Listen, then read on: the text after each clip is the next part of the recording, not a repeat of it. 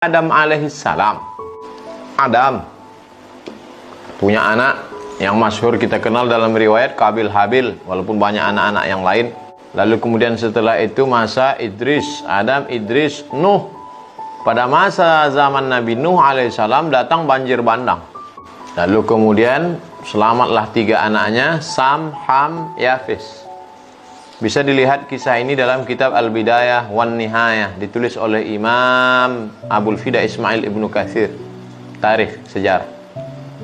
Lalu kemudian setelah Nabi Nuh alaihissalam meninggal dunia, mulailah umat Nabi Nuh ini rindu kepada Nabi Nuh. Dibuatlah patung. Patung anak cucu Nabi Nuh itu menjadi orang-orang soleh, orang-orang baik, namanya Wad, Suwa, Ya'uth, Ya'uq. Lalu kemudian mereka rindu kepada Wad, Suwa, Ya'uth, Ya'uq. Ini dibuatlah patungnya. Belum acara sembah menyembah, tak ada nyembah. Hanya sekedar rindu saja.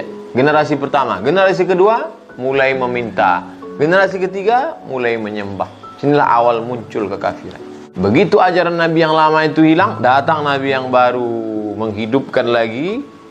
Rasul diutus Allah Subhanahu wa taala menghidupkan akidah la ilaha illallah. Kemudian Nuh Rasulullah la ilaha illallah, Ibrahim Rasulullah la ilaha illallah, Musa Rasulullah. Nah, inilah asal usul kekufuran muncul.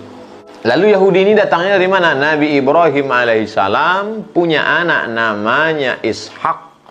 Ishak punya anak namanya Yakub. Yakub punya nama satu lagi, nama Yakub adalah Israel. Maka cucu cicit anak keturunan Yakub disebut dengan Bani Israel.